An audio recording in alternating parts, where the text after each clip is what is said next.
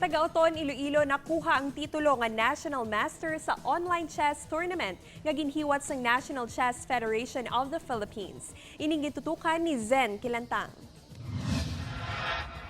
Sa edad nga 28, ginkilala nga national master sa patagsang chess si John Michael Silvederio sang Barangay Buray, Oton, Iloilo. Nagpasakop ini sa online chess tournament nga ginpatigayon sang National Chess Federation of the Philippines. Sa diin na kontra sini ang mga veterano sa paghampang sang chess sa pungsod. Every week, kada Saturday, may ara kita tournaments nga ginahiwat.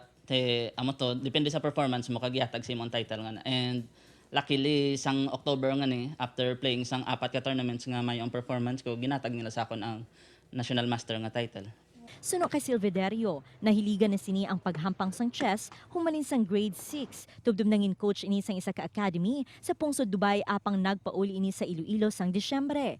Nabaton man sini ang award nga Arena Grandmaster sa Dubai, kag second placer sa Open Chess Festival sang Thailand.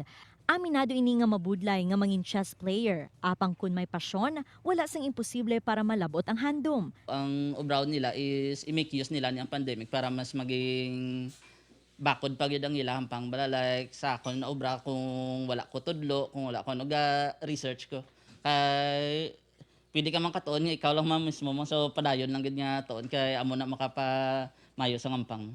Sa subong nagatudlo ini sa mga kabataan nga luyag mahanas ang ila abilidad sa paghampang sang chess, handom ni Silvederio nga makuha ang titulo nga Grandmaster. Upod kay Romel Porquia, Zen Kilantang, One Western Visayas.